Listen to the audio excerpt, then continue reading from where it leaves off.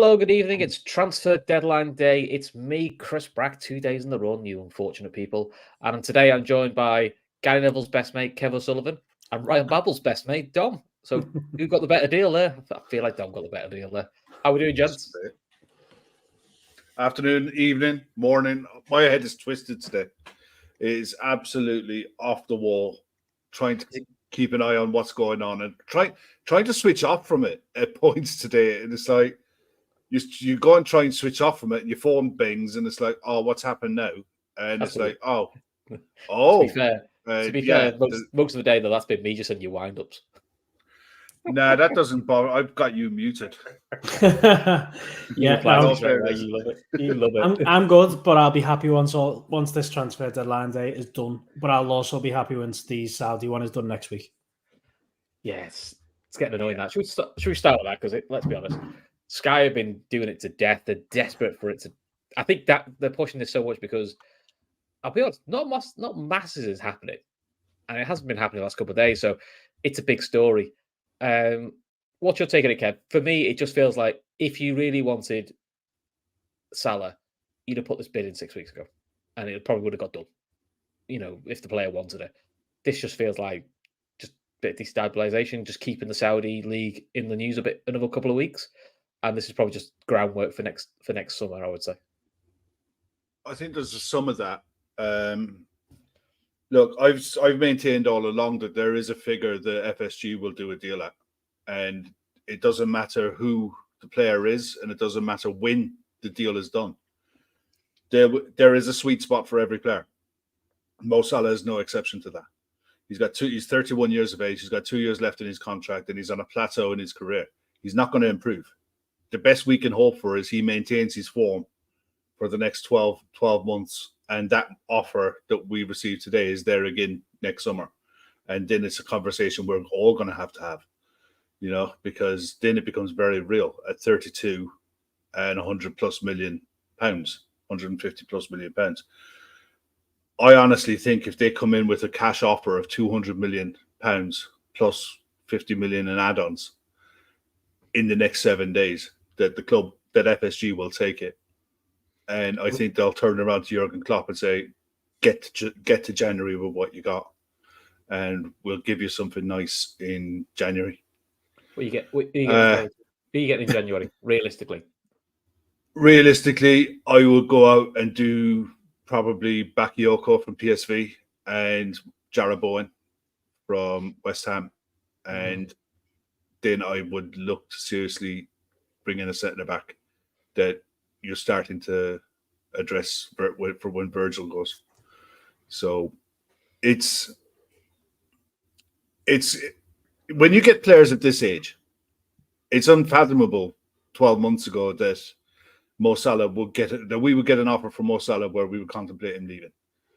And we're not like the Saudi League club. We don't have a bottomless pit.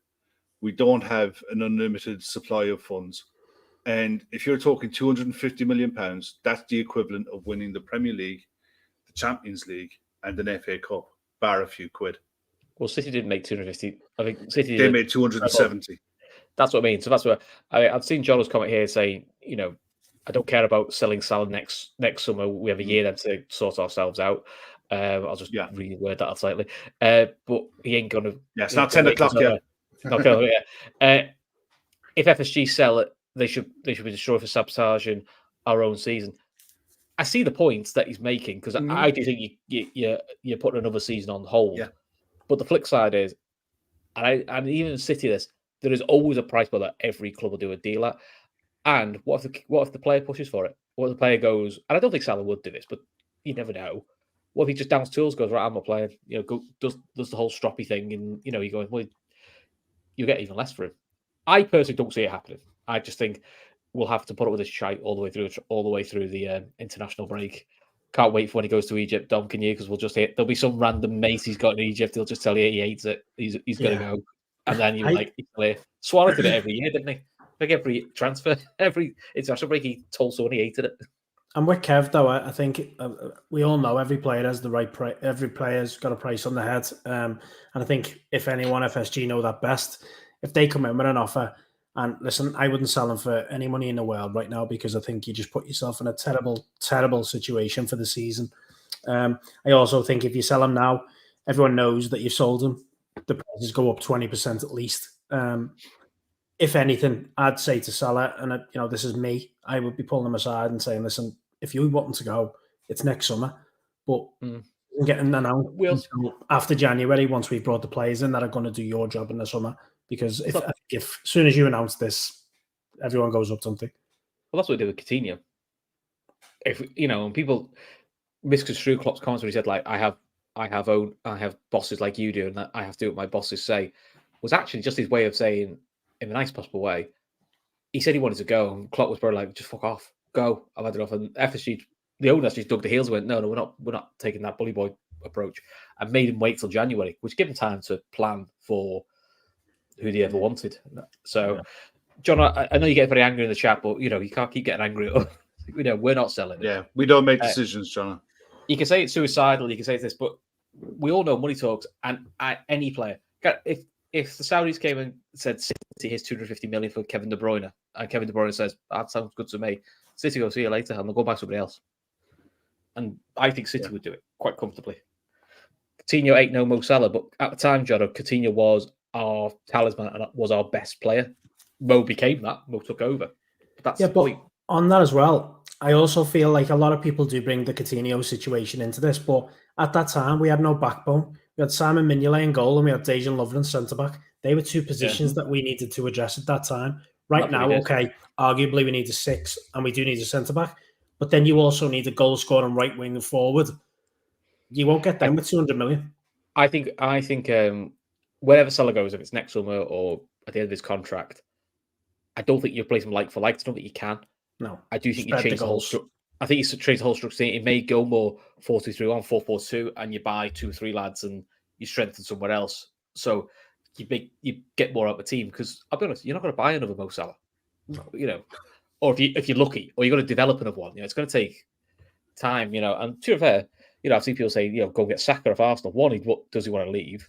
But two, is Saka? Can you see Saka getting 30 goals a season and double-figure assists? He hasn't done it yet, but there's a big 3 figures, and there's a big 200 million at least from Arsenal. They're not stupid.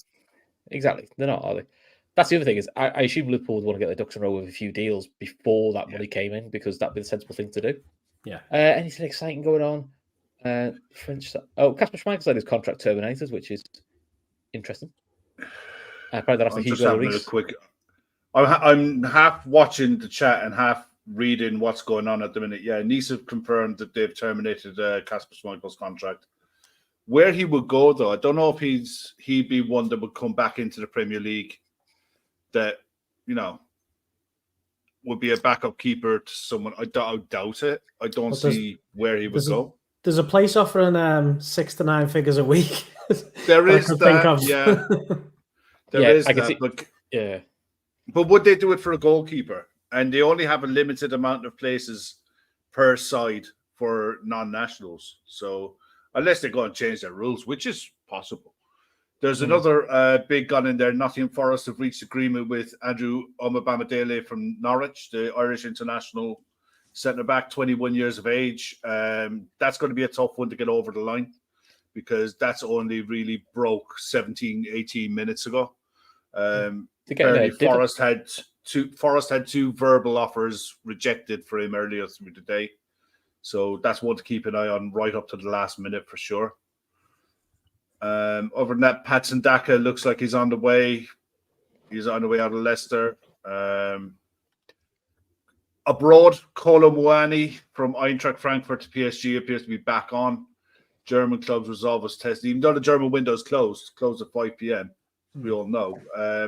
90 million euro is the price that Eintracht Frankfurt has been offered from PSG for the wide forward. So, we'll see how that one goes as well. I think the French window closes at 10 p.m. 10 p.m. our time. But other than that, not a massive amount going on at the minute. LFC have just tweeted. LFC have just tweeted 15 seconds ago, literally, I don't know what it is. I've just shared it on my Twitter. I said keep it clean. Yeah, it's literally just a blank screen with. It's just a coloured. Yeah. It's just a background with an X on it. So it's in the next something's minute, coming. In the next minute, we'll see a chair. This is the thing. They also this new lean is this random chair, and they also just do a weird little pose, and it's the new Melwood lean, isn't it? You know, I've seen a few in the chat saying, I know people don't like the owner say, Antioch making the point there. German clubs can still sell. Of course they can. German clubs, the same as Premier League clubs, even though our windows closed, their windows closed. It's just that Frankfurt are going to now, after telling PSG, no, we can't get a replacement in. The offer to Frankfurt has been too good, and they've turned around and said, look, they must have a club where, like Southampton, that is, they can only block it so long, otherwise it knackers them for getting the next up and coming star. Exactly. So they have to kind of do that. I see a few saying, FSG will just say, well, you've got the Salah, it's Nunez, but we have seen with the owners whether you like them or not. People have their opinions of them. When they sell someone big, the money's ploughed back into the side. Now, maybe not for the like for like. Who they buy, you can question. That's all fine. But not going to sit there going, thanks very much, New York for John. They haven't done that yet. So we'll have to see what happens. Oshin makes a good one. Mopé to Brentford. Seriously, what? He was my favourite Evertonian. He was brilliant. Neil Mopé, when he was at Brentford, was really good. He was very good for Brentford when I think they were in the Championship, and he got his move. There we go. There's it. He's on a bike. Oh, it's not a chair, it's a bike. Oh, they've mixed it up now. He's on a bike. It's a spin bike, isn't it? From Amsterdam. Yeah, makes sense. Oh, there you go. Well, there you go. That's Liverpool done anyway. The number he's taken is the number 38. Which is the number we had at Ajax, isn't it? That's the number 38. Yeah, so, and West Ham got 2-0 up against Luton at home, and apparently Luton are pretty pissed. Yeah, I can't see them winning the game. No, it's just. I honestly looked at Luton when they come up, because I watched the playoff final, and I looked at them and thought, they're big, they're physical, they might bully some sides, but not a bit of it. Not a bit of it. That's a shout. I have from Betty there. Bobby Clark, new 5-year contract. I haven't seen anything on that. No. Apparently they're trying to loan him out. Tyler Moore was going to Hull, wasn't he? Yeah, that's very Liverpool though, isn't it? We normally get one of these youngsters get to sign a new contract, then they go out on the loan. So then you're protecting them both ways. Then, So right, the latest from Neil Jones. Liverpool have completed the signing of Ryan Gravenberch from Bayern Munich for €40 million deal. The Netherlands midfielder has signed a 5-year contract at Anfield. Big deal. Good deal. By the way, don't forget that picture that they've put him in there is the exact picture that he took in the Liverpool shirt a few years ago. Yeah, it was. Yeah. Really? Yeah. Oh, class. Oh wow. Breaking news on Sky Sports: former Fulham owner Mohamed Al Fayed has died at the age of 94. Oh dear. Oh, yeah. Wow. Well, I'll tell you what. You think back to do you remember when Roy Hodgson was at Fulham? He took him to the UEFA Cup. Yeah, they got beat by Atletico, but they beat like Juventus on the way, and it was a hell of a run. Was it the UEFA Cup or the Cup Winners' Cup? UEFA Cup. It was the UEFA Cup. UEFA Atletico. That was probably his highlight as Fulham owner, wasn't it? They beat some big sides. They battered Juventus at Craven Cottage. They were actually quite rarely for Roy Hodgson. Actually, quite exciting to watch. So, God. 94. In fairness, that's a fair age. Yeah, can't be complaining too much of that. That's a fair age. Yeah. So, while waiting for a few more deals to break, if they do, I think City have confirmed your lad Nunez from Wolves. So, City, I think, as we always do, I think have done good business. They brought Nunez in, for Gundogan. I think they've got. Okay, it's breaking news. Sofiane Amrabat has signed for Manchester United. Announcement to follow. Season-long loan for €10 million with an option of €20 million plus €5 million in add-ons. Medical successfully completed. Manchester United is they're just waiting on the announcement from Manchester United. They must be skint. I tell you, that's some jump from. That we'll give is you $1 million. The Dean Henderson money.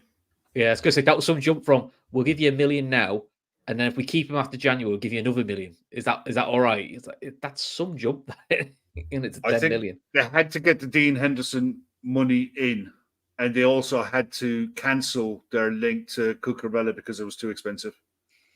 Yeah, that isn't it? We'll get. I mean, I'm sure we'll talk about them later on when we we'll go through. We'll go through this. I think City. If they brought in Guardiola, the defender. Really good player. Nunez as well, and Doku. Which gives them that bit of width with the Mahrez deal goal. So they've kind of sold what they sold and strengthened where they need to. Is Doku as good as Mahrez? He's a hell of a proposition. No. Yeah. Is Nunez as good as Gundogan? Probably not yet, but I think he's a City type player. The centre back's a brilliant signing. Can't knock it. He's great at left back and he's great at centre back. Thinks exactly what they need. And Pep is going down that route of playing more like a back four of just centre backs, but who can play. So that kind of suits them really. If we go down the league, then below that is Arsenal, who I think have bought well. I think they've been really unlucky with Timber, who was a perfect player for what they need. Yeah. Perfect for what they needed. No, I don't think they have. I don't get the Havertz signing. I think that's Paul. I think Rice and Timber were the two I was thinking of, thinking that they're what they needed. Havertz feels like just someone to try and do the Bobby role, what that did for us, because the one thing I would still question with Arsenal is they don't have a central guy who could guarantee you 20 goals a season. They don't. That's what I would be looking at it thinking 65 million on someone who's never going to guarantee you 20 plus a season. I'm shocked by that one. Really and the other one is the one they allowed to leave out the door in Balogun. I mean, he was banging goals for fun, left, right, and centre in France last year, and they let him go out the door for under 40 million. They've let him go out the door, a goal scorer, a proven goal scorer in the French league, and they've let him go out the door for under 35 million pounds. I think it's Arteta just seems to be that type of guy who's like, I mean, a bit like Pep, let's be honest, who just says, I either fancy it or I don't, and if I don't, you're gone. Simple as that. Yeah. But I think my guess, listen, I'm not an Arsenal fan, is they think Havertz could do this like false nine role where he drops in to get Saka and Martinelli on the ball, and they're your goals. But so far, it hasn't really worked. But I mean, listen, the lads had 3 games. You've got to give them a bit of a chance. I just don't think he's got the football intelligence, personally. Yeah. Outside looking in, the concern I have for Arsenal is I think they have a really good 14. And I think beyond that, it's a bit of a small squad. I think what they need. I think you could get away with that last year in Europa League because for most of the games in the Europa League, they could play the kids. Can't play kids when you got Champions League and you got this. So that's going to be the interesting one to see how they go. And to be fair, as Nay points out, losing to Xhaka actually was probably a bit of a blow, really, because he was key for them. He just got what he needs to get done, and they are playing Partey at right back. So it'll be interesting. Right, Kev, do you want to talk about Man United? Or more breaking news? I found João Cancelo has moved to Barcelona on loan. A season-long loan is confirmed. So, as far as I know, earlier on, João Felix deal was confirmed as well. So that's good. Okay. Yeah. So, should we talk Man United then? What they've done so far? Because it's been a bit disjointed. Is probably the best way to put it, and I sort of feel like they've bought lads who don't really solve all their problems. So they bought Mason Mount, Liverpool linked with him, but they play him as a second DM next to Casemiro, and that's not really his position. Casemiro looks like he needs some legs next to him. They buy a young striker who's barely scored many goals, and they've bought him, and his medical he potentially could suffer from stress fractures in his back. So you're back there to play Rashford through the middle, which, let's be honest, I don't think Rashford through the middle works a lot. He's better out wide. I look at Manchester United. They're unfortunate with the injuries at left back. That's thrown a spanner in the works. They've literally bought who the manager wanted. They haven't looked at the structure of how they want to play over the next 5 years in this transfer window whatsoever. I don't think they can do. I think they're at the pin of their collar with FFP. And well, the Amrabat deal sort of proves that with how little they've been able to. They've had to get him on loan, and let's be honest, he's been available. It's not just that for a while. It's not just that. Listen, they're paying the price for years of bad windows, of bad mistakes. Buying the likes of Anthony Martial for 50 million quid when 50 million quid was big money, and then they're having to go to buy another player to correct that mistake, and then buy another player to correct that mistake, and then suddenly you're sat there in the equation where you're looking at FFP for most clubs is 105 million pounds. For Manchester United, it isn't. It's 15 million pounds they're allowed to lose because their owners put nothing back into the club. They don't put any dividends back into the club. They take all the dividends out. They don't have. So when it comes to acceptable losses for most clubs, they're allowed to lose, like Everton, 105 million, 108 million, whatever it is. Manchester United don't have it. So when they get it wrong, they suffer. And they're suffering at the end of this window. And it's lovely to see. I mean, at the end of the day, Onana's a disaster. He's a disaster. He'll make some outstanding saves. He'll make some beautiful saves. Great crack, though, isn't he? His distribution will be really good at times. And then he'll drop a clanger out of nowhere and cost you 3 points. Yeah. They needed... I think the Mount one, to me, is like just because we could. We had to show that we could get an English player over the line that Liverpool wanted, that other clubs wanted, and we got in there first. So it doesn't fit. It doesn't fit. He doesn't fit a Ten Hag side with the fidget spinner on the right wing. Mason Mount is a right winger. He's a right attacking midfielder. If you're in a 4-2-3-1, he's not a central player. Or if you're going to play midfield, you play as an 8. You play as an 8. You won't play as a 6, though. That's what they've been doing. You can't play him as an 8 because he doesn't have a defensive ball in his body. He doesn't. He'll run around and he'll intercept the ball now and again, but when you're under the cosh, he doesn't defend. He doesn't have a defensive brain. So especially when you're trying to compensate Bruno Fernandes being the other 8 because he's now your captain, Mason Mount is not that guy. So they've wasted 60 million quid on him. Your Casemiro was really good last year, and we all thought, fucking hell, Casemiro from Real Madrid. But he looks like he's in treacle at the minute. Maybe he'll get going and lose all the summer barbecue. He looks like someone. He looks like someone 8 Casemiros, doesn't he? Let's be fair. And Bobby used to get like that, didn't he? So Bobby used to get like that. Bobby did, yeah. But Bobby knew how to party, didn't he? In the summer, he made sure he had a good summer and then gave back. I think they're a mess personally, but I also think that the longer the season goes on, they'll just pox their way into results. I think they'll struggle in the Champions League. I'll be honest. I think they'll struggle in the Champions League coming out of that group. And it looks on paper to be an easy group to come out of. I don't think it is. Well, it's a tough group for them. Well, their away form will cost them in the Europa League, wasn't it? Because they finished second in the group, that's how they ended up with Barcelona, because they couldn't win an away game in Europe either. And here's Matt, about as late as a Thiago tackle. Hello, mate. What time do you call this? 9:30 start. I call this 10 minutes before the show starts. I thought we'd get to do some prep work and click on the link, and you guys are in here just talking away. Yeah, if you reach your WhatsApp, it says 9:30 start. To be fair, we've all gone, oh, yeah, we said we'd start early, didn't we? Oh, damn it. Dom, gives your take. How are you seeing this Man United transfer window so far? Because the start of their season feels a bit like us last year. Maybe not points-wise, but performance-wise. I've got to go on mute a sec, guys, because I want to listen to this. Okay.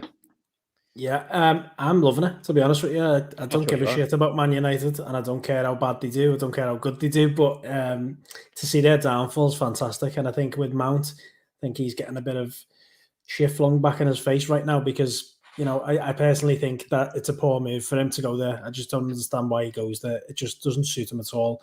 He's not a tactical type of player. And I think Ten Hag is a tactical type of manager. I think he would have flourished under Pochettino and at Chelsea. And I think he shot himself in the foot by going there. Amrabat seems like, he's got so much talent, and I'm really shocked that no one else went in for him. But again, there must be a story behind that because we've seen in the World Cup he looks a decent player, but why for 20 million with the option? Something stinks about that deal. Why is no one else sniffing around that for 20 million pounds? It's a weird one. I wonder if it was a bit like the when Van Dijk came to us. When we messed it up in the summer, you're like, well, why did no one pounced on it. It just feels a bit weird for me. Like we know how good he was in the World Cup, and then it sort of went quiet, didn't it? So maybe he said his heart set, and United got in there early. He had his heart set in the move, and perhaps he just said, "I stay at Fiorentina or I go to United." That's the option. And just go. The young lad they've brought in up front. Obviously, I don't know much about him because I haven't seen much of him, and especially with him being injured now, I just think they've rarely had a shit window, to be honest with you. And if I'm their fans, I'm crying out for another 300 million and booing the Glazers and getting me Norwich scarf out. Yeah, because it feels to me, look, the Glazers are what they are, but I do feel like he's been given a lot of money to spend. I just feel like they spent it poorly. They spent it terrible. Everton done it the same a few years ago. They got the ownership in, they got investment in, spent a couple of 200-300 million on absolute nonsense. And United, like Kev's just mentioned there, this isn't United's problem for the last 12 months. This is United's problem for 5 or 6 years, if not more. They've spent poor. They've just wasted a lot of money on talent that's pretty much overhyped. They give them massive contracts. And you know what? Fair play to Harry Maguire.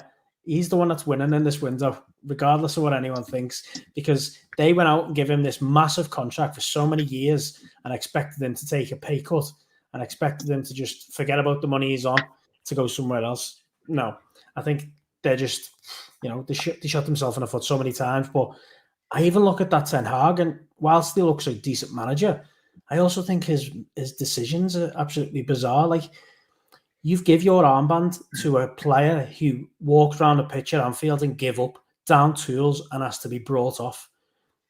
I can't see them getting any better. Okay. Matt, you're not going to get attacked again, are you? No. She's in a good mood today. Okay, good. This is exactly where it happened, too. So we've returned to the scene of the crime. That's still the greatest show we've ever done. Pretty good for a game where you ship 5 goals, isn't it? Yeah, well, you got smashed 5-2. I don't remember the game. I genuinely don't remember the game. I've still got the video saved, which is in a WhatsApp group.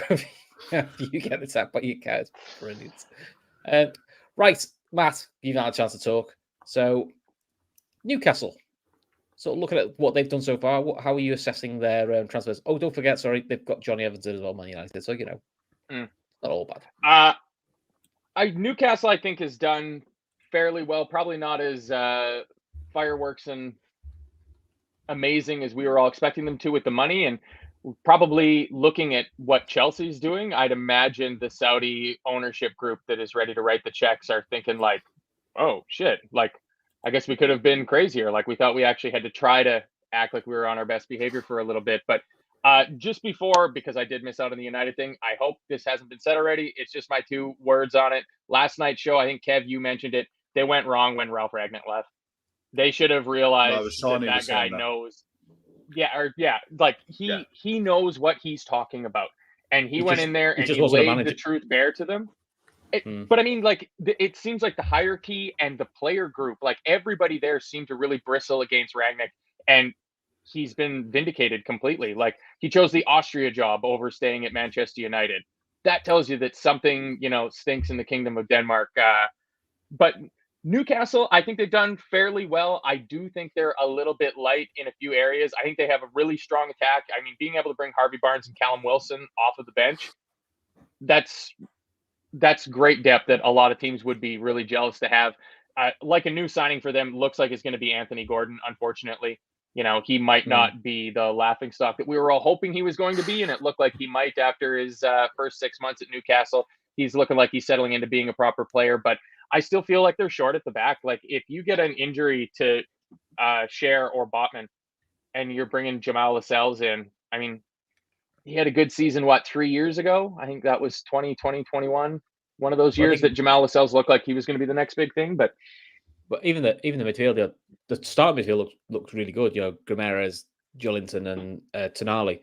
But behind that is Willock, Longstaff, and a very young, exciting prospect they've got in Anderson. But you're sort of going, that's probably not as much depth as you probably. It doesn't feel like that's enough depth to do 3 games a week. Which again, this is the first season when they're going to be doing 3 games a week. And when you get back into Europe, West Ham found it last year. Getting that rhythm's hard. It's a challenge for them, but be interesting. Kev, do you want to talk Tottenham? Yeah, look, on one of the Newcastle signings, Sandro Tonali, 64 million euro. It's looking like a really good bit of business that they got done early. Similar to us bringing in McAllister when we did. Mm-hmm. It's turned out to be a really clever signing to get that one in the door early. But yeah, look, Spurs, going into the summer, I remember I was on a podcast with Park Lane Pod guys, and I said to them they got to get Harry Kane out the door.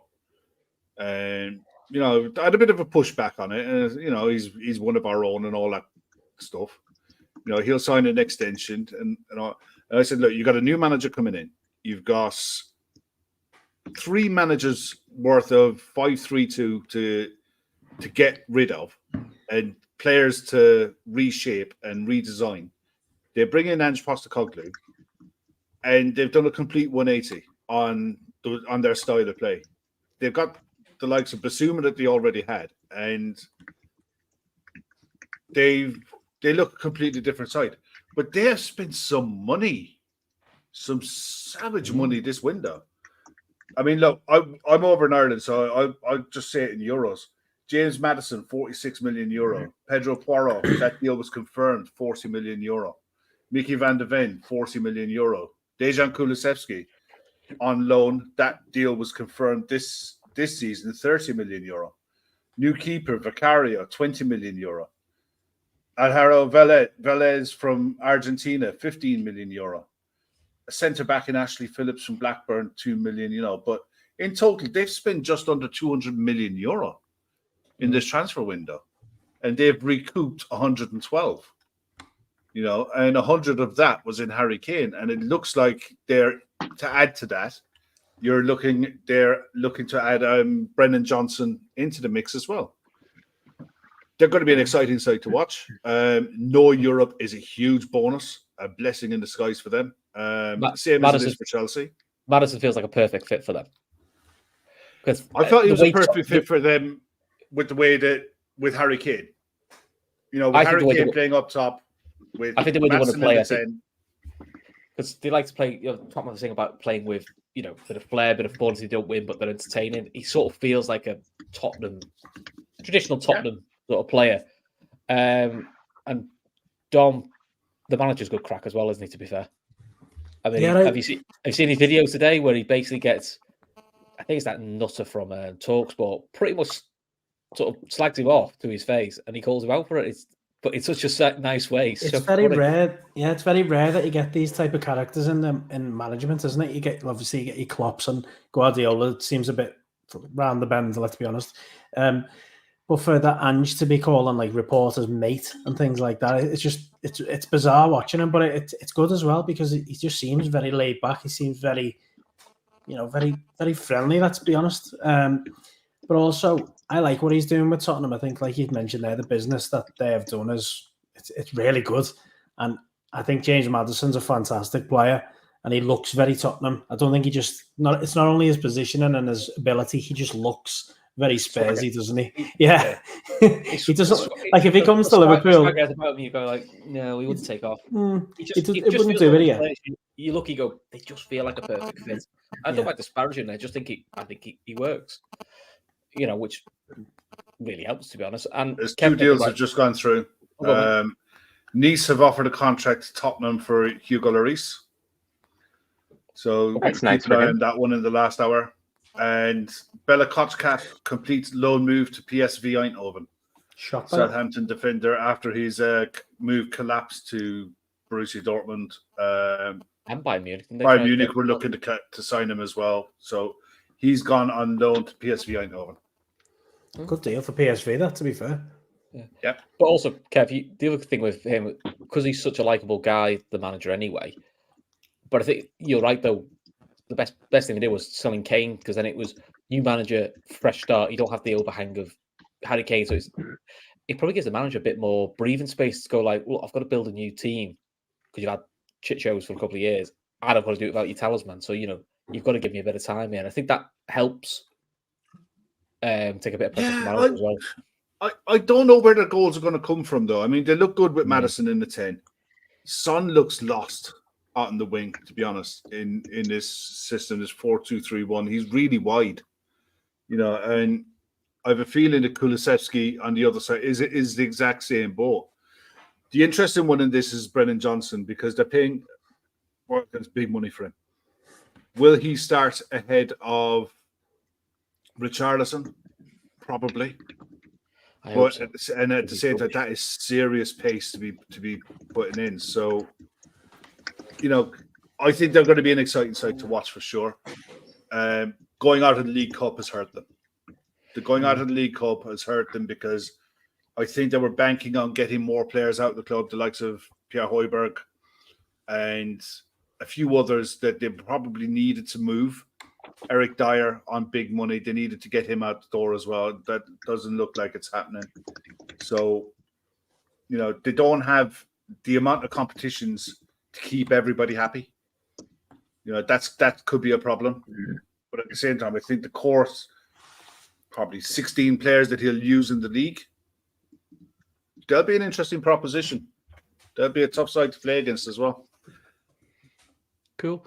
Okay, Matt, from your perspective then, who would you say have had some good transfer windows, probably outside of the traditional top six? Are you talking your Brightons, your West Hams, or who else sort of impressed you with what the business they've done so far? I'll keep harking on at my own risk about Aston Villa. I think Aston Villa are a club that is got their house in order. They're pointed in the right direction. They seem to have appointed the right people in the job. Unfortunate for the trajectory of Steven Gerrard's managerial career, but they're in such a better place than they are at. I think Moussa Diaby is going to be an extremely exciting talent for this league. It seems like there's somewhat of a lack of real attacking right-sided players, and he brings that to them. We have it with Mo. Arsenal have it with Saka. It seems that's the spot. I mean, you look, Man United, they have to deal with Anthony out there doing absolutely nothing from the right-hand side, whereas it seems like a lot of teams have pretty strong attacks coming down their left. So I think that's a really good signing for them. And then Pau Torres coming in defense with Diego Carlos being effectively like a new signing, because his entire last year was a total write-off after doing his Achilles, I think, first game or before the first game even? I think it's his first game, yeah, which is a killer, really. That's the proper usage of the term like a new signing. When you sign a guy and then he immediately has a season-ending injury sort of thing. But they seem like players cut out of that Unai Emery mold.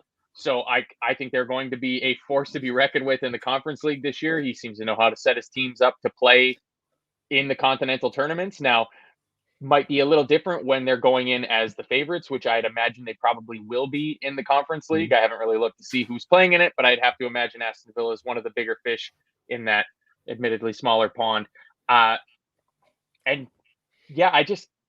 They've kept a hold of their players, I think, more so than anything else. Like Jacob Ramsey is still... they've lost Cameron Archer, but I think in Ollie Watkins, they've got probably the best striker out of maybe the top 3-4 teams in the league, with the exception of Erling Haaland and stuff like that. I think he's absolutely dynamite, but they've got a midfield that really clicks. Kamara has proven to be a good signing. Douglas Luiz, he would have been excellent for us last year. He still would have been excellent for us this year. I think he's quite a good player. And John McGinn just looks like little Andy Robertson playing in midfield for them. And I'm sure the Villa fans absolutely love having him there. Fair enough. Yeah, so Villa's a good shout. Kev, anyone for you other than Villa? I'm looking at Villa. Villa in total have spent €93 million. Diaby 55, Pau Torres 33, a $5 million loan fee for Nicola Zaniolo. That's gone under the radar. Yeah, that's gone right under the radar. They got him from Tielemans on a free. Tielemans will be the kind of player that you bring in the Europa Conference League to dictate games, and he'll play really well.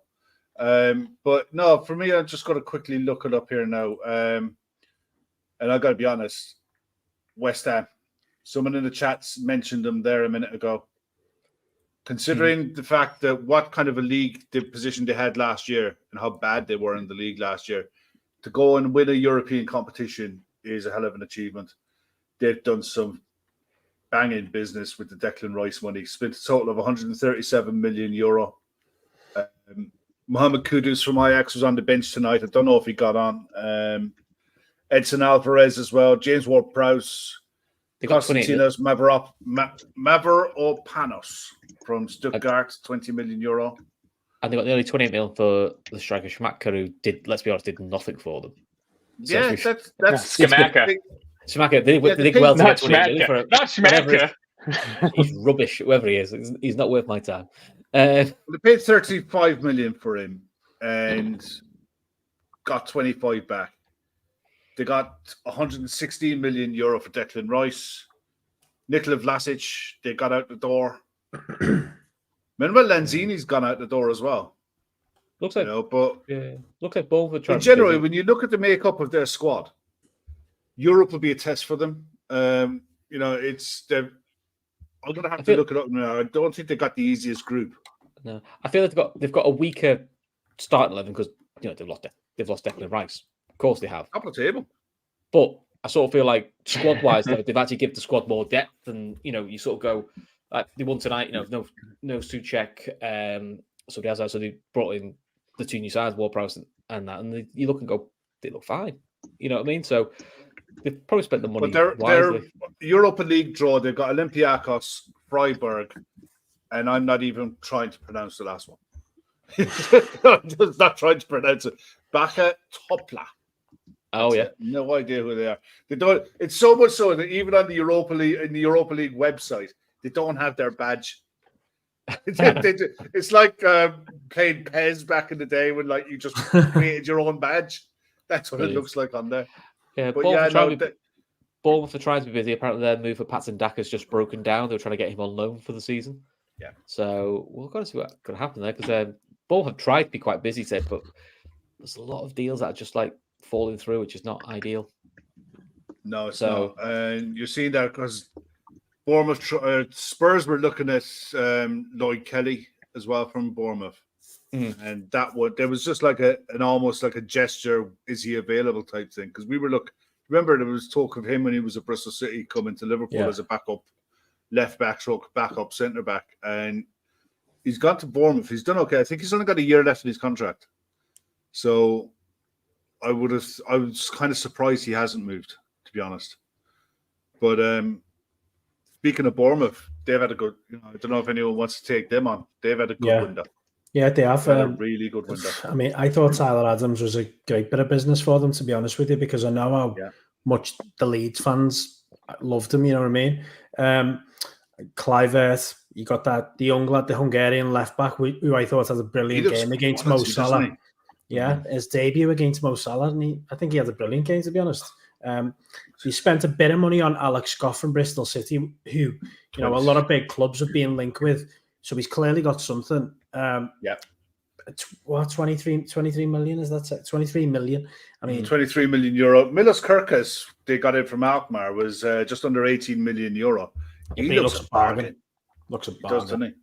Yeah, can't see him being at Bournemouth long.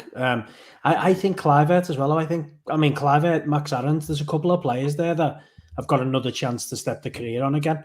Aarons pretty much went under the radar before Barcelona was swooping in for him, didn't he? And then Kluivert seemed to just fall off a cliff. But, he's got a chance, and I thought he looked decent the other day for them. Yeah. I think they've had a decent window, to be honest. Yeah. Didn't Kluivert go to Roma, and it just didn't quite click for him? It was probably a bit like Gravenberch to Bayern, just probably the wrong move at that time for his development. He probably needed another year. I feel for Justin Kluivert, though, because no matter what happens, his last name is Kluivert. Yeah. In the same way as you're going to see it down the line with Cristiano Ronaldo's young fella, and apparently by all accounts he's really, really good, but he's Cristiano's young fella. Do you know what I mean? And there's no dressing that up. It's just whenever you get like young lad Enes Hadji, he was at Rangers for a few years. I watched him at the Euro under-21s playing for Romania, and I thought, my God, this kid can play, and he went to Rangers and it just didn't work. And he's gone to Spain now. The Spanish league might suit him better, to be honest. Yeah, he's a good player, but then the problem he's got, like you said, Kev, he's a good player, but then you're looking up, he's not his dad, though, is he? Not many fucking words, though. I know, but it's all fair. Not many was his worth. Yeah, that's sometimes the problem having a famous dad, isn't it? I mean, God up Steven Gerrard's son if he decides to become a footballer. That's something to kick on from. Kev, we'll stick with you. Brighton, because they've had a really good summer, an exciting summer, both outs, as in they've got big money for players, but also exciting players in. Getting the lad from Barcelona yesterday was just that's nuts, ridiculous. Under the red. That was out of absolutely nowhere. You got to remember, Ansu Fati was given the number 10 shirt when Leo Messi left PSG. Yeah, it's like, and the thing is, they started really early. Brighton, João Pedro was in the door before the window opened. Baleba from Lille, decent money. Bart van Bruggen, Keith was really hot on this kid going back a while ago when we were looking at options in case Caoimhín Kelleher wanted to up sticks and leave. Igor, another one. I'm looking down the list. Mohamed Dahoud on a free, James Milner on a free, Ansu Fati on a loan. All to add to really good players. It's mad the amount of business that club has done. Spend 100 million. I'm on transfermarket.com now, and the names on the list for arrivals, they do savage money, but it's mainly players coming in from loan and going back out on loan again. They're constantly working to do the best for their players, but they have sold. I mean, they have sold an obscene amount of players for nigh on 190 million euro recouped, largely with Moses Caicedo and Alexis McAllister. Robert Sanchez out the door. And then the rest of them, like Aaron Connolly gone to Hull for 1 point something million. Undav gone to Stuttgart. Somebody's phone there, Brighton. Yeah, the thing is, you look at Brighton last week when they played West Ham. West Ham just said, "Yeah, fine, here, have the ball. We'll ride our luck, but we'll crucify you on the break." And I think that's going to be the template for sides playing against Brighton this season. Is they'll just say, "Look, we'll ride our luck. We'll back ourselves to be able to defend the crosses that you put in, and we will hurt you on the break because you overcommit like lunatics." And they can be got at with the likes of Dunk at the back, who's a good defender, but he turns like the Titanic on an icy night. It's like you don't want him there, do you? You just don't want him there.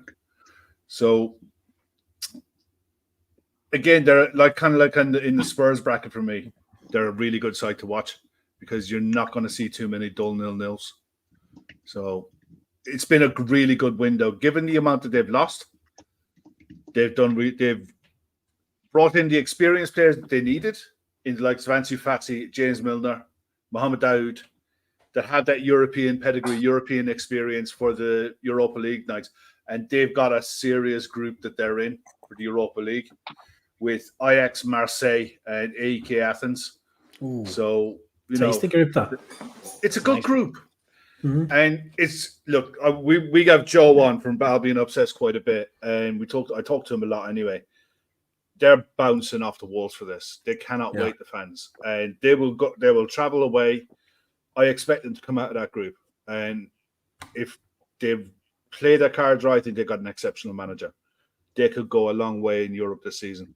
I just hope it's not to the detriment of their league form. That they have to maintain. It's all well and good getting into Europe and riding the wave and all that, but we've seen it with the likes of Leicester before. When they get into Europe and 3 games a week, it can wreak havoc with you. I hope they manage to keep their eye on the prize. Their eye on the prize is the league, not the European nights. Matt, can we ask you what the holy shit was about? Was it like a really exciting transfer, or is it just not? Are you going to be a bit of a letdown now? Me? Yeah. When did I say? No, I think he was. I think he was looking at the amount of money. I was counting the number of outs that. No, Brighton has had 34 players leave the club this summer. Now, 25 of them are absolute no marks that you've never heard of before. But it was what Kev was talking about, of just the churn of the club, of constantly bringing these new players in and then moving them on and just keeping that budget line ticking over. But 34, I was scrolling down the page and it just kept going and going and going and going. Go and have a look at the Chelsea one. It's about 4 pages long. Yeah, that's the inside though. Well, in and out, even the out is a bit mad. Dom, go on, Chelsea. What's going on, mate? It's just a basket case. It is literally like a FIFA mode, isn't it? It is. It's football manager, add manager, sell the players, retire, add manager, sell the players, retire. It's mental. I don't know how long this can continue for, to be honest with you, because it's just you don't even know your ass from your elbow in your sides. Surely this Pochettino must be looking at it thinking, who the hell do I play in this squad? You know, they were going on about not having enough room in the dressing room. Don't get me wrong, they've got rid of a few, but they've also added a chunk as well. So I don't know. There just doesn't seem to be any balance from top to bottom in the actual club. Never mind in the squad.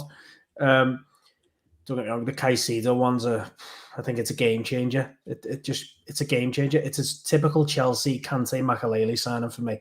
And I think whatever you do after that doesn't really matter because he's everything that you need in your side, especially in the midfield. Because we've seen the likes of Conor Gallagher, the struggle he had against us until they made that change to put Enzo there.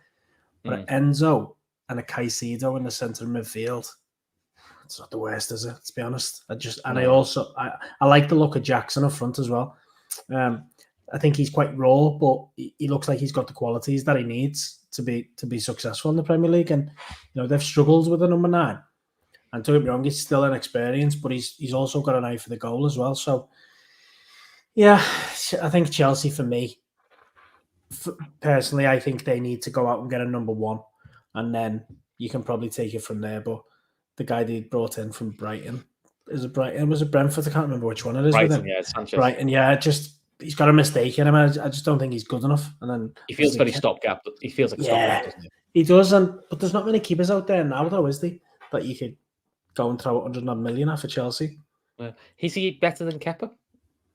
I don't think. I think they're all above. They're all below top quality, but they're just above good. They're just above average. Yeah. There's nothing to them, and I think we've seen it from first hand. Goalkeepers and centre halves are the biggest thing you need in your squad. Everything else you can work around, goals and stuff like that with the likes of Salah and what have you. But when we brought Alisson in, I thought that changed us as a club. Yeah, and I think whilst they've got a stopgap, you can't take them seriously because there's a mistake in that keeper. I agree. Right, Matt, seeing you back, I'll give you the best one. Let's talk about the Blues. Our friends from across Merseyside. How have you found Everton's transfer business? Because they've actually done quite a bit, surprisingly. So they brought in Ashley Young, Dan Juma, a young guy called Chermiti, Jack Harrison from Leeds, and the new striker was he spent 25 million on Beto, who scored 2 in the League Cup. And it looks like Alex Iwobi is just about to go to Fulham. So he's out the door. Holgate's gone. There's quite a lot left Everton, really. But and Mopé might be going to Brentford. How are you seeing the Ev? Yeah. I'm disappointed in Everton they were linked to a guy whose name started with E, and somebody put something up online about how Dyche seemed to be only buying players that spelled out his last name. So you got Dan Juma, Young, Chermiti, Harrison. So it's Daichu. No, that's you from Udinese. Dyche B because of Beto. He's one off. Like they needed to sign a guy like Beto just needs to be Eto. Fuck, I hope he's not Eto. It's Ashley Young is the definition of an emergency signing. I mean, the guy is 38 years old and not like the Thiago Silva where you're like, wow, he's 38 and he's still there. You look at Ashley Young play and you're like, 38, like that's, not much younger than me. Dan Juma is a bit of an enigma. Like everybody knows that he was having that great run when he was with Villarreal. Like, I think, what did he end up with? 6-8 goals or something like that in the Champions League run they had when we played him in the semifinals. I've never seen Yusuf Chermiti play. Jack Harrison could be a decent player for them. And the new guy, Beto, I mean, I watched them play against Doncaster the other night. He's large.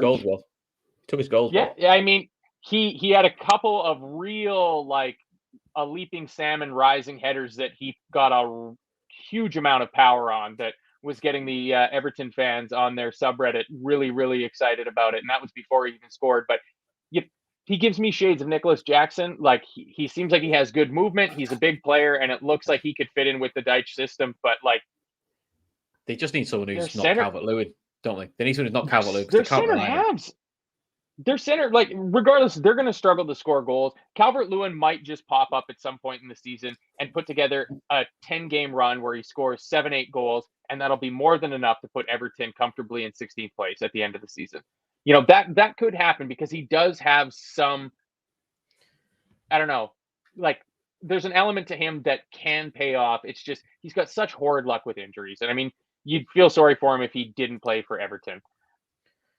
But at the back, like, they've been playing Michael Keane. Michael Keane is not good. Like, James Tarkowski might be the best signing Everton have made in 5 years. Like, James Tarkowski was a fantastic signing for Everton, because where would they be without him? But I mean, the best remark I've seen about Michael Keane was, I think it was an Everton forum that came up and it said, I wouldn't even play Michael Keane in this testimonial. Kind of the level they feel about it, which I thought that's proper brutal. But I mean, that's what definitely got near the end. He was playing up front against Wolves. Yeah, well, that's how it desperate goes. Times. Kev? But I mean, like, they released Yerry Mina and they allowed Mason Holgate to go out on loan. And unless Chermiti is an attacker, or is a defender, it doesn't look like they brought any defenders in. So they're putting a lot of, like, how Liverpool fans were like, oh boy, you know, if we don't sign a center half, like, we're really putting a lot of expectations on Matip and Joe Gomez and Jarrell Kwanzaa, who's just some kid. Like, those same issues are multiplied by 1,000% for the Everton. Like, if James Tarkowski gets hurt, they could finish on 0 points. Yeah.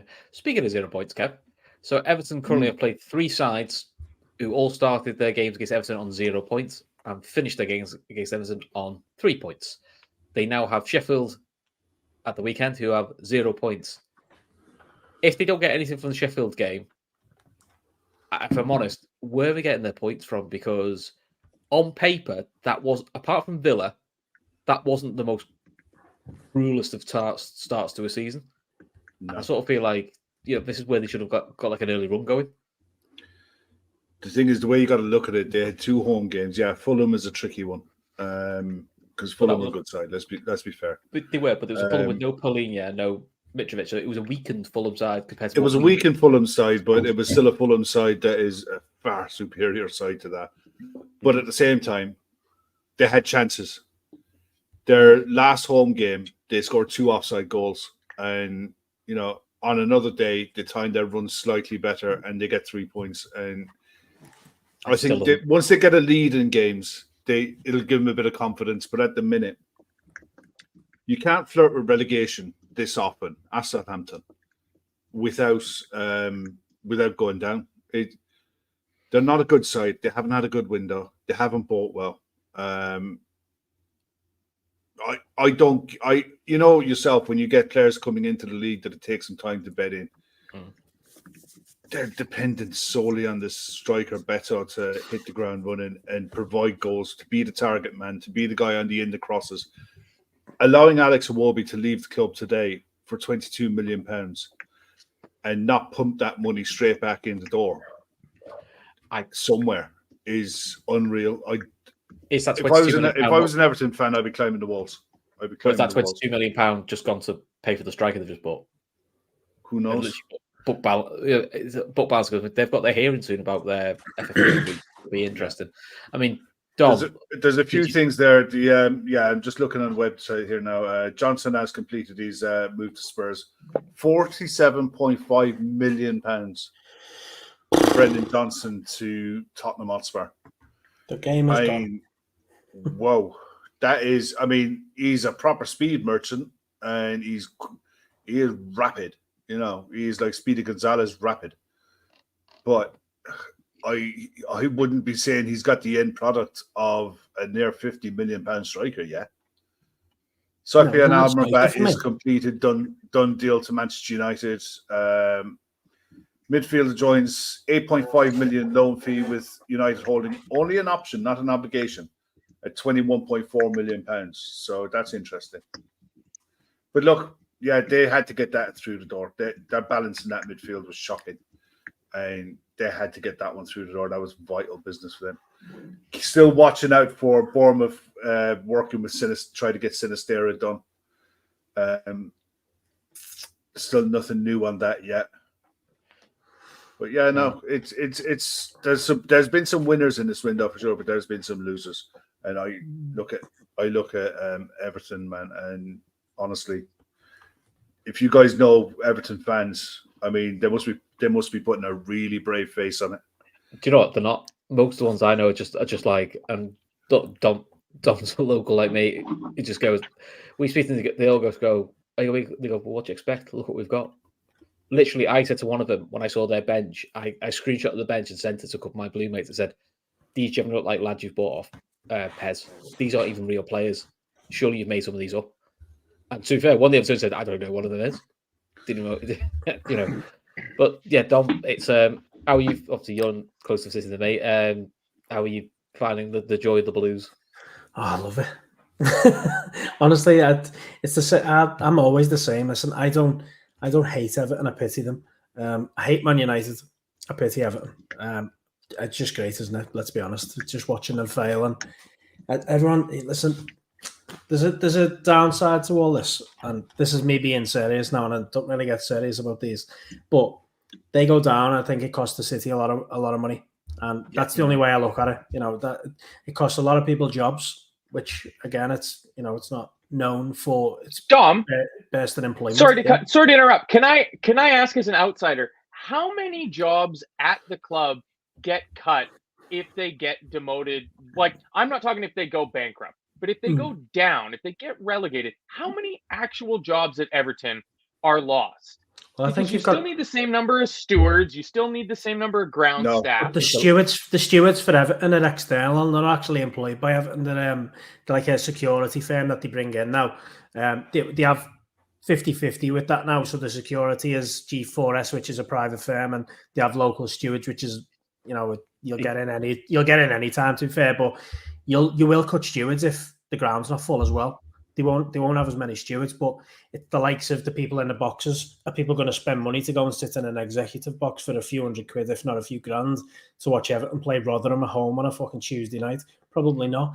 So it's all behind the scenes. Money that comes into the city from it's like the admin and all that sort of stuff. I mean, all the Welsh people that come into England to watch Everton, there's an awful lot. I know an awful lot of people who Everton fans over here that go over on a regular basis. Yeah, it's no laughing matter when it comes to it. No. The reality of the situation is if they go down, it's going to cost the city a lot of money, and it's going to cost a lot of people jobs, and that's the side of it that I will be serious about, and I wouldn't wish on anyone. I wouldn't wish that on my worst enemy. But in terms of the football side, I think I've spoke to a lot of people about this, and I've spoke to a lot of Blues about this.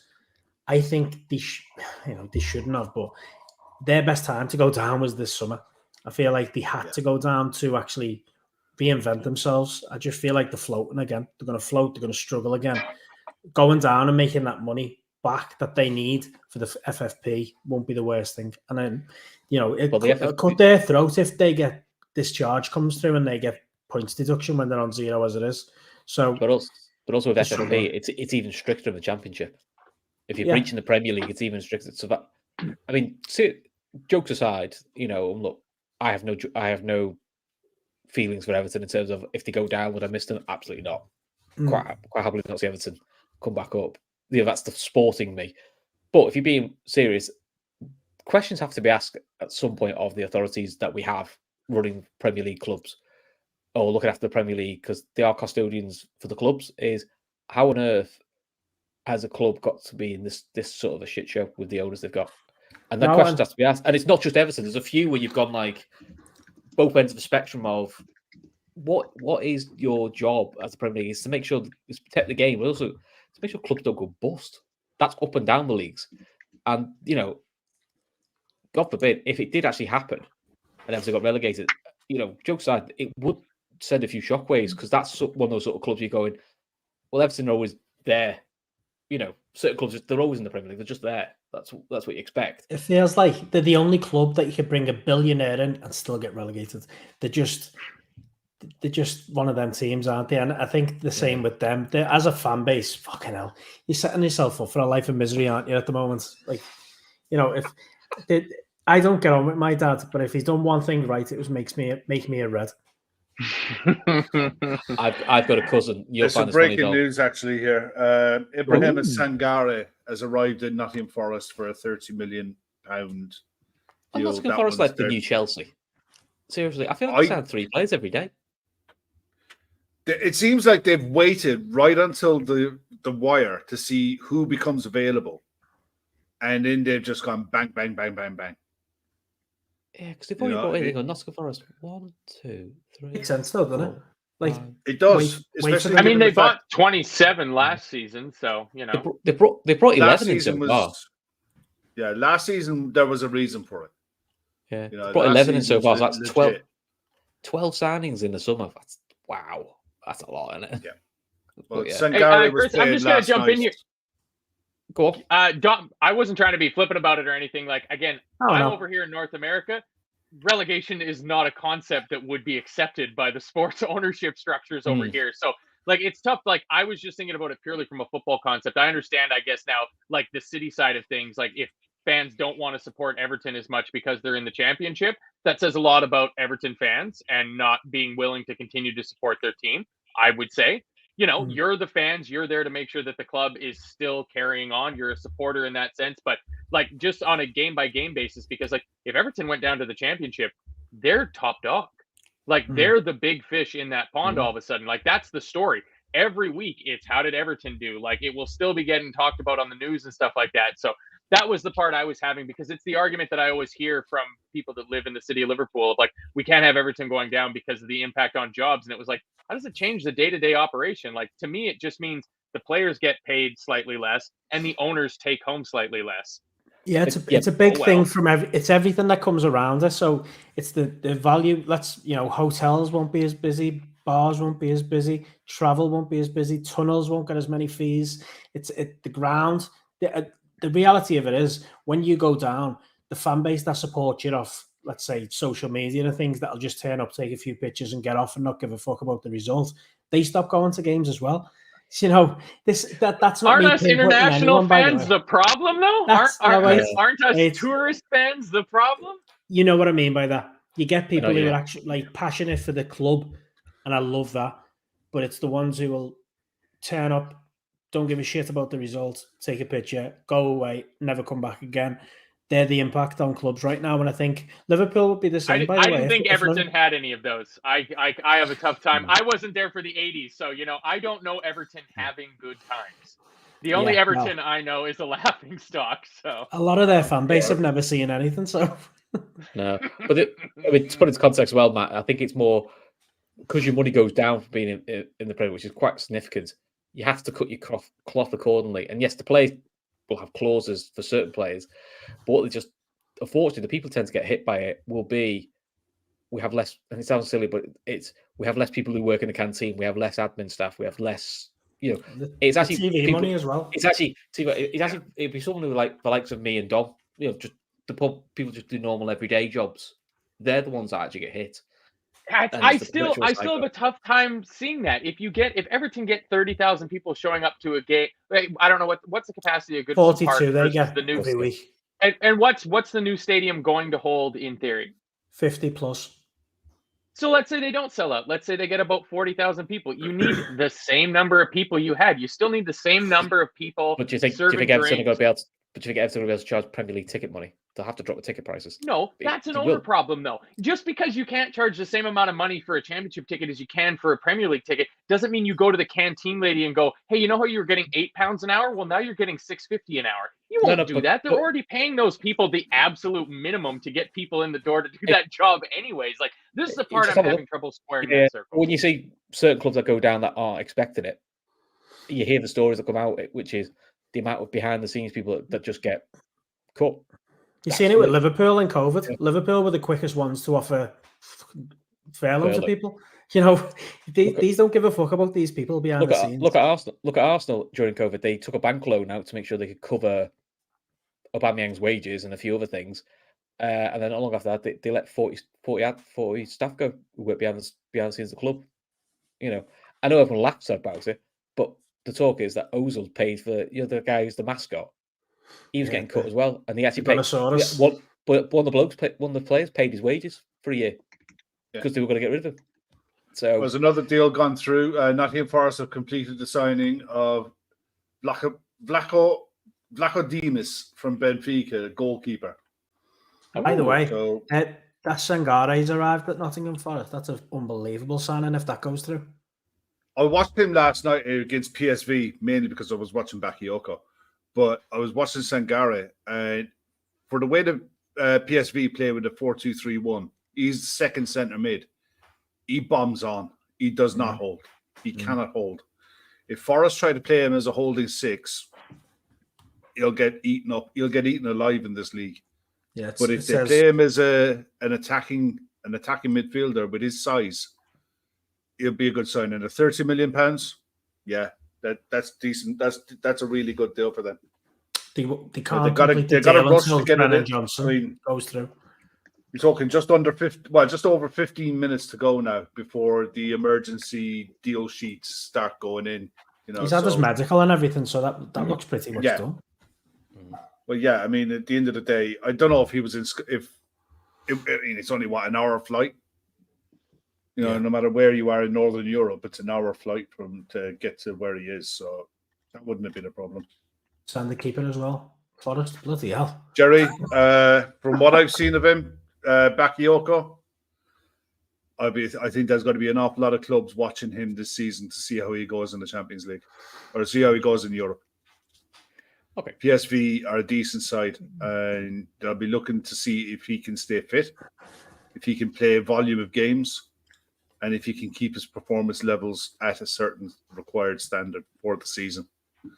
And I think the PSV there will be no shortage of offers. I think he's been told, he rejected Brentford today. I think he's been told that there are bigger clubs going to be looking for right wingers next summer. You don't want to waste your time going to Brentford. Oz. I think that he's a very, very, very interesting player. Let's put it that way. So while we're on such a Liverpool then, Kev, I'll bring a few comments up. Let's discuss our window then and how we feel it's gone, because it's a bit of a mixed bag. I've sort of started a few comments here. So Steve says he's happy with transfer activity. We now have the most exciting and dynamic squad in the league. We can push for a title if things go well. Brian gives it a 7 out of 10. Just good. A defender would have made it great. Such is life. Avo was asking, are we considering this a successful window? I'm not going to read the rest. 7 out of 10 from Oshin. Midfield rebuild fully complete, but no centre-back is a concern. And then, oh boy, not him. We bought a reject. He's not very happy with Liverpool. Thinks it's an embarrassment. Add that to Endo. We shop at the reject cabinet. It's embarrassing. So, listen, I'll be honest. Everyone's entitled to an opinion. If you can quantify that with all the players we bought, we'll go with that. So look. Some started well. We got McAllister, which was like the worst kept secret in football that we were getting McAllister. Soboslai came out. We got that over the line. Soboslai came out of nowhere, and it's ridiculous. Endo came through, who's solid DM, and then we've got Gravenberch, who's a bit of a multifunctional option. No one added to the attack, but I mean we have got quite a bit of attacking depth. Yeah. Nothing added to the defense, and if I'm honest, that's where there's a bit of concern for me. Jake gives it a 5, and Kwango gives it a 7, and Jerry gives it a 6.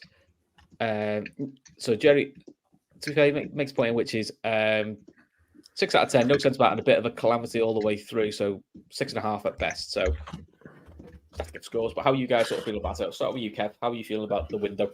I think what they've done is the bare minimum that was needed. When you look at the experience that left the club from when we were over there for the last game of the season, you saw Firmino go, Milner go. Later, you saw Henderson go, Fabinho go. That's a lot of match experience, big game experience. But Klopp alluded to it in his press conference. The squad needed to get younger. It really, really did. You look at it, the average age of the squad now is 26.3 years of age. It's about where you want it to be, age-wise, for an average age. I agree. I think a defender would have been the icing on the cake. We were never going to get a forward in anyway. That was never going to happen. But with what's happened at the start of the season, with Virgil going to be missing games, Ibu picks up his customarily niggled injuries. Joel Matip looked absolutely goosed after doing an hour with 10 men, or playing the best part of probably 35, 40 minutes with 10 men of a 60-minute performance. And yeah, you can see why. But then I always come back to the fact that you have 8 defenders at the club, 8 senior defenders, plus Jamal Kwanzaa making 9. They were never going to sanction money to go out and bring in another player unless you sold one. So once you got to probably 3 days ago, and there was no noise about one going out, I was fairly relaxed about it, because I just thought, look, they're not going to do it. This is what we got. That's what they got. That's what Klopp has decided, that's what he needs to get through between now and January. The advantage to bringing in Ryan Gravenberch, I guess, over anything, is that he doesn't have to be registered for the league, and it leaves you with the ability to bring someone in January if you want to, or if you need to, i.e. Andre. It makes a deal for Andre very doable in January without having to make space like we've done in previous years. But Dominic Szoboszlai looks an absolute blinding bit of business. Alexis McAllister, he's for the fee that we paid for Alexis McAllister is an outrageous bit of business. Wataru Endo, 30 years of age, knows the 6th position inside out. He's going to take a while to bed into the league, to the pace of the league, but he's a plug and play player. You know what you're getting with him. You know exactly what he can do, and any reading of his stats shows you, and any information that you get from people who've watched him for a long time will tell you he's a warrior on the pitch. He'll go for days, and he loves a tackle. So that's fine. But the Gravenberch one for me, I don't think he's a bad player. I think it's a good deal. I think it's a fair price, 40 million euro. I think for the talent and the prospect that he could be, if Klopp gets it right with him, that's a great bit of business. It's a free hit as well, because the other side of it is he'll kind of like Pogba. He'll hold his value. He will always hold that kind of value. If it doesn't go well for him in 12 months' time, you're not going to lose any money. And we needed a body in the middle of the park. We see today now that Thiago's had a bit of a setback. So you can't depend on him. But at the same time, he's got a contract and he's not going to go. Mm-hmm. And for the next 7 days, we've got a Mo Salah question hanging over our head that we've just got to get through until that window over there closes. Yeah. I still think we'll definitely got a squad capable of finishing the top 4. I think we've got a squad capable of finishing the top 2, to be honest. I don't think we've got a squad capable of winning the league, but it's good enough to get into safely into the top 4. For how bad last season was, we were really only short by a couple of games of getting back into the Champions League after what was perceived to be an absolute disaster of a season. We've added younger more dynamic players into the midfield. And that's what the acid test really is going to be Aston Villa at the weekend. They haven't really changed that much, Aston Villa. They brought in Bailey and they brought in Pau Torres, but the nuts and bolts of that Aston Villa side is pretty much the same as what it was. But we have radically changed our midfield to be a lot more attacking, a lot more aggressive. And we'll see what the comparison is like if you compare the 1-1 draw at the end of last season to what we were capable of doing on Sunday. Because if you'd have offered me 10 points from 12 at the start of the season for the first 4 games, I'd have bitten your hand off for it. Mm-hmm. But I don't think it's a disaster. I think 7 out of 10 is about where it is. it would have needed a Gavardio level type defender to come in to make it like a 9 out of 10 window. But those players aren't growing on trees, unfortunately. Yeah. And it's noticeable, actually. You know all the names that we were linked with? The Inacios and all of these players? Yeah. None of them fucking moved either. Yeah. Yes, maybe not quite as big as some people thought they were. Yeah. Just before I come to you, Matt, for your feeling on Liverpool, Rob Holding has joined Crystal Palace on a permanent deal for £1 million with £2.5 million add-ons. So there we go. Matt, what's your opinion on Liverpool? I think I would give it a 7 out of 10 if we're ranking it that way. Paul Giovanni asked me in the comments that if we announced that we had agreed a January deal for Andre to come in, would I rate the window a 9 out of 10? And I would. I did Andre watch last night, and he defended like a stay-at-home number 6. Like when Kev was talking about watching Sangare and how he doesn't have the instinct to stay, he wants to go. Andre has the instinct to stay. I think it would be fantastic. I really hope we get that done. But I've taken to thinking about our window in kind of contrasting terms. Now, I know some people in the Telegram group and on the channel, in the chat and stuff like that, don't like thinking about Liverpool business in the context of other teams, but we play in a league with other teams. So I like thinking of it that way. Imagine if Manchester United had gotten Alexis McAllister for 35 million. Like, I think Alexis McAllister value for money might prove to be the signing of this window. For 35 million, we have gotten a player that could have value for money. He will have far more impact than Declan Rice does for Arsenal for that 110 million or 150 million, whatever that he went for, certainly more than Caicedo. But imagine if we'd have done the deal last summer for Matheus Nunes. Would you rather have Matheus Nunes right now or Ryan Gravenberch and Endo? I would rather have Gravenberch and Endo. And even worse, can you imagine if Liverpool were sitting here today with Matheus Nunes on our books and Manchester City had Dominic Szoboszlai on their books? That would be fucking terrifying. That would be terrifying. So I think the issue with a lot of the people, because again, I'm Mr. Happy-go-lucky, positive-looking fan about it. I understand that some people are frustrated with the window. Yes, we definitely could have done with any center half coming in that's not Ben Davies or Ozan Kabak. I would have been happy with Bola Ketchup. I would have loved Mark Gahey. In retrospect, we should have pushed the boat out early and signed Nathan Collins like I was screaming for back in like April and May of the last season, because I think he would fit like an absolute glove in our team right now and would be getting some minutes. But we did our best business early, and people seem to have kind of forgotten about that. Like, we celebrated those wins when we got them. We have 2 potentially world-class midfielders that we signed this year for less than 100 million pounds. And for Dominic Szoboszlai, especially, for the FSG out naysayers out there, they did something that they've never done before with Liverpool. They sought third-party financing so that they could pay the fee for Szoboszlai over an extended period of time, but have a third-party company stump up the cash up front so that we could activate the release clause and make sure that we got him out of Leipzig for the price that he was available for.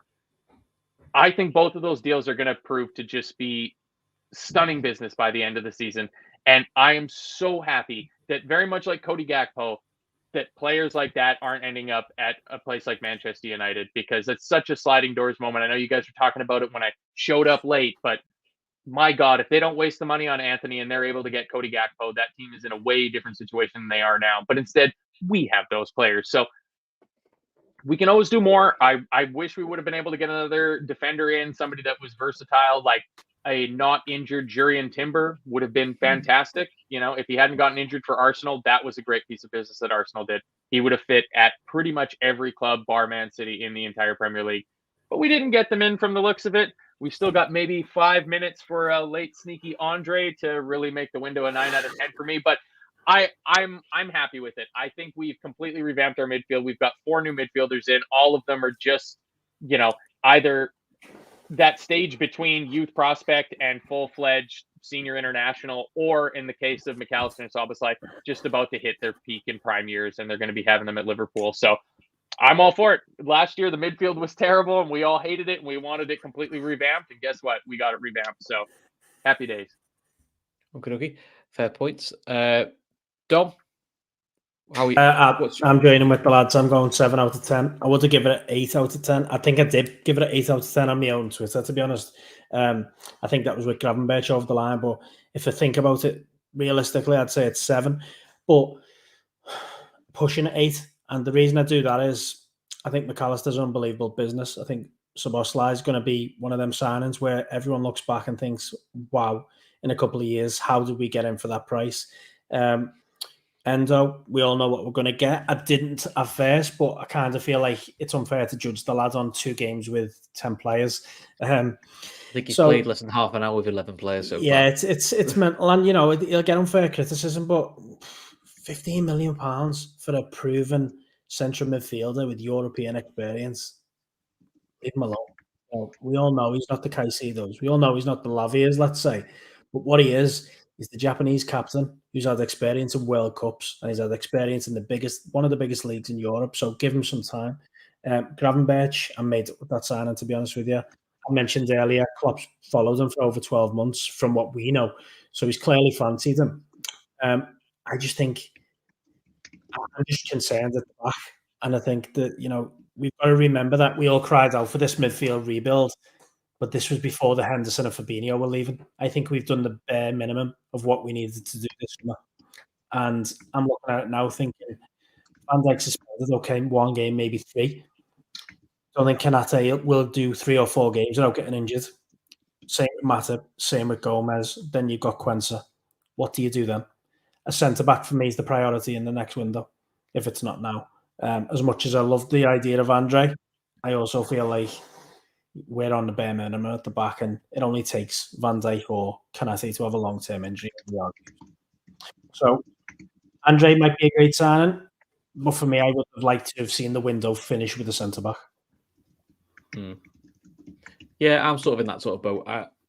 I'm probably a bit more pessimistic. Maybe I'm probably more of a 6.5. I'm happy with pretty much the midfields we buy. I think it gives us more options at 8, gives more dynamism. I think they will give us goals and creativity, which, let's be honest, Kev, we did loads of post-match shows. There was piss or creation for most of last season. Yeah. I'm fine with Endo. I kind of felt like I thought he was going to come as a pair, Endo and another 6, and then he's going to rotate it. I do feel, and look, this has been Liverpool's way under the current ownership, is we always go to a season at least 1 short. And I think centre-back and full-back are 2 positions we've left ourselves 1 short. For me, you needed to bring a centre-back in and you needed to bring in probably another full-back. I would quite happily... look, I'm not a big Simicast fan, but he's a backup, and I kind of feel like the peak time to sell him is probably last summer. So use that money and get in a centre-back, because I just feel like we are going to leave ourselves short. Like this time last year, Nat Phillips played his 1 game for us, and it's going to be Kwanzaa in the next couple of weeks, because I just can't trust Gomez and Matip to stay fit or be consistent. That's where the frustration is. But on the exciting side is we have probably got some of the best attacking depth in the league. We're probably us and City have probably got the best attacking depth by some distance. And I've got what a lot of people wanted, which is goals from midfield. I think we will get goals from midfield with those lads we've got.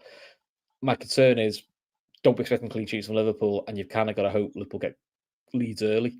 But listen, I think looking at the league, take City out of the equation, because I think they're comfortably ahead. They'll still be comfortably ahead, and we'll probably win the league fairly comfortably, sadly. I think for the rest of it, we're fighting with top 4.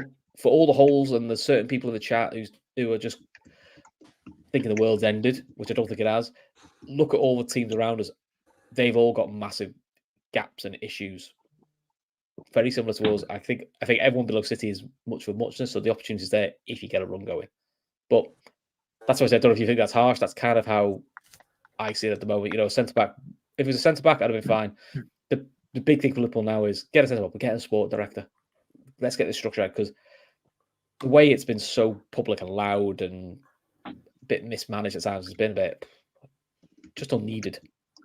Getting you've been used by an agent a couple of times now, and I think it's a bit daft. It was quite obvious it was going to happen.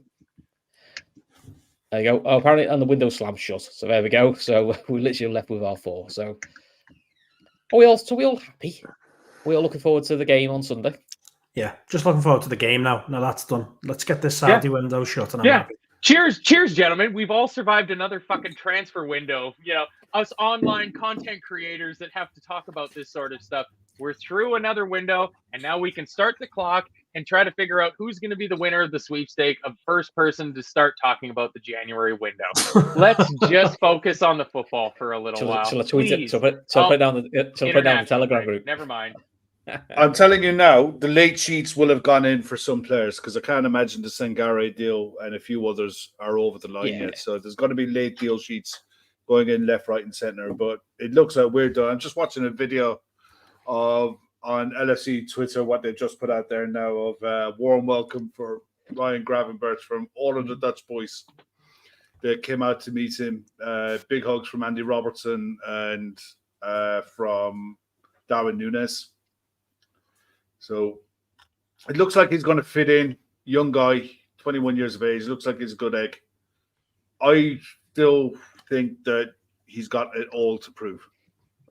Yeah, he's got it all to prove. And if he does, we've got an absolute banging player. But I don't expect to see him involved in Premier League matches anytime soon. You know, not from the start anyway. Has he been picked for the Dutch squad for the internationals? No. The under 21s he got picked for. Did you see Robertson at the end of that video, Kev? Yeah. Finally a good Dutch player. He's our city. Yeah. I was going to say, it's a shame because I thought if he'd not been picked for the under-21, he would have given Klopp 2 weeks to sort of run it into him what he wants. But, I think Klopp said himself, Klopp has gone away to Germany to see the kids and the grandkids. I think this is, I think that, and I was listening to Darren Moore was on Sky Sports this morning, ex-West Brom manager. The toll that this takes on the management and the managers, the coaching staff, and it's probably worse the lower down you go in the pyramid because your players are always potentially poached, there to be grabbed. And you're always on the guard to react at a moment's notice that you might have to go and replace anyone in your squad. You know, I mean, at the end of the day, if you'd have said to me at the start of the transfer window, you're going to be bringing in Alexis McAllister, Dominic Szoboszlai, Ryan Gravenberch, and Wataru Enzo, I'd be like, yeah, okay. Can work with that. You would have been like, who the fuck is Wataru Endo? I wouldn't have because I knew who he was. I'm not completely out of it. To be fair, I play a lot of FIFA. I did message Kev saying, is this a real footballer? Or is this like a wind-up? I did think it was someone winding me up, and he goes, no. And he went, he did, to be fair, Kev told me, I went, oh, okay, fair enough. You know? And the only thing that I would have said, I wouldn't have expected you to turn around and say, by the way, Jordan Henderson and Fabinho are going to leave. I wouldn't have expected that. To me, didn't see that one coming. That's the biggest shock of the window. Is not just Henderson leaving, but the manner in which he left. That's the most surprising part of this whole thing for me, like as a Liverpool fan, at least.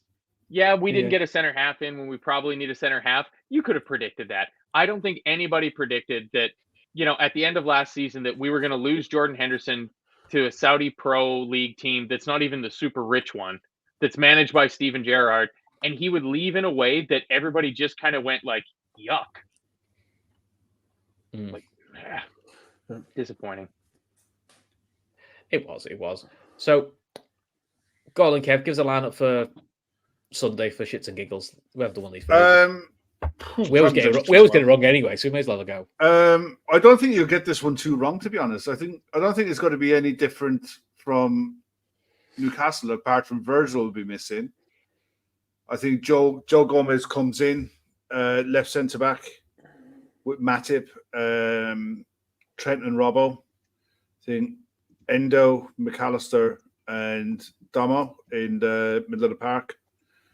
And the front three, I'd imagine, will be Diaz, Jota, and Mo Salah. So you don't think Gakpo's going to start? Because that's who started the Newcastle game. Yeah, I don't think, I don't know about, you can always make an argument for Darwin. Yeah. But I just think that Jota's form over the first 4 games, Darwin got the goals at the weekend and he took them really, really well. Jota was brilliant. When he came on in the wing, he was outstanding.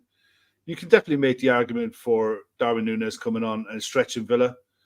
But I think if you do to Villa what Newcastle did, I think someone else was saying it during the week. If you do to Villa what Newcastle did, and just say, "Here, have the ball," and you dismantle them on the break, you'll batter them. If you try to dominate the ball and look to pin them in, because they'll just sit back and do typical Unai Emery stuff and put 10 behind the ball, and then they'll hit you for fun on the break. And I just think that with the centre backs that we are going to be playing with, and the high line that we're going to try to play, being at home and what have you, Villa are a dangerous outfit to be playing.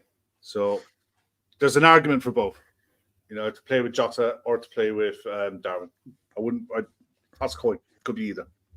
Okay. Cool. Dom, I'm assuming you want Darwin to start. I'd start with him. Strike while the iron's hot. At Anfield, the crowd will be massively behind him, even more so after Sunday. I think you start him definitely for me. It wouldn't surprise me if we see Diaz get a rest and maybe Jota on the left. That wouldn't shock me either. And, don't get me wrong, I'd like to see Diaz start, but I feel like, at home, Jota might start, but I also think Darwin should. I was going to start with an old lineup of David James, Phil Babb right back, and moved that way, but we moved on. I'd like to see him start. I think Núñez deserves a start after Sunday. Yes, Klopp can be Klopp at times and be very stubborn and say, well, no, we're not just playing him because of that, but he's got to start for me. I think when you've got a player who's so confident and he's just come off the back of winning a game for us, in effect, you've got to play him. Possibly. I mean, I do wonder, and Klopp's done this in the past with this, 4 games for international break, he sort of picks almost like he's 11 and goes, I'm just going to play them. Get the first games out of the way. The only thing, as Kev points out with Villa, is Villa are very Newcastle. They like to sit deep, and maybe if you bring it down for the last half hour where there's more spacing behind, it plays to his strength, which is pure pacing behind, is ridiculous. And that's what gets you. One deal just gone through late. Wolves have made a signing of Bellegarde. He's a central midfielder. French, I think he's French. Might be French or Belgian, one of the two, but I've seen him before. But they got that one in over the line late. They've been linked with him all day. So, yeah. Jolly good. There's going to be a few of those dribs and drabs happening over the next. And Matt, before we go, any changes for the lineups that have been picked, or what are you going with? I think Núñez has to start, not just simply because of the 2 goals against Newcastle. I think he's developed a really good rapport with Mo Salah. It harkens back to, I know preseason doesn't mean anything, but you look back at the preseason, the amount of assists that Mo Salah provided for Darwin Núñez with that little reverse ball where he's running off to the shoulder into that right-hand channel where he scored his 2 goals from. I think that's going to bear fruit. And to bring it back into the bigger picture and the looming elephant in the room, I think the post-Mo Salah Liverpool FC is humongously dependent on Darwin Núñez. If Darwin hits versus Darwin flops, there are 2 very divergent paths of where Liverpool goes in a post-Mo Salah world based on whether or not Darwin Núñez can actually fulfill the potential. Like, if we end up having to pay the add-ons and he's an £85 million transfer, or if he stays a £65 million transfer. An £85 million transfer, Darwin Núñez, plays 200 games for Liverpool and scores, 200 goals or something like that. A £65 million Darwin Núñez spends a year and a half or 2.5 years at the club, and he's moved on for a loss, sort of thing. So I think the club is desperate for Darwin to succeed, and they want to give him the opportunities to.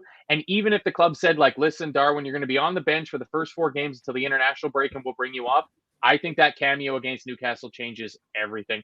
I think it changes everything. That's him standing up. He beats his chest and he faces up against the Newcastle home crowd, to the Liverpool traveling support, but that's also going out on television cameras to the coaching staff and Klopp and all those people saying, I'm ready. So I pipped Darwin to be the top scorer in the league this year, so I am desperate for him to absolutely take this opportunity and smash it. But I think that's going to be the change. Diaz will go again, Mo will go again. I think they have their spots basically like in the old days where you had to give the shirt up. They take the shirt home at the end of the night. Those spots are there. the midfield will be the midfield until at least after the international break. And I'm okay with that. It's a totally new midfield. And we have no other options in defense because we didn't sign anybody else. FSG out. Hashtag FSG out. But we're gonna beat them. Honestly, my fucking connection tonight has been so terrible. I'm gonna go throw my internet modem into the middle of the street because I'm furious with it. I think we're gonna win 4-2. It's gonna be we're not keeping a clean sheet. That feels like that's sort of got to be a lot of scores for Liverpool, isn't it? 4-2s and 4-3s. Yeah. I think it's going to be mental.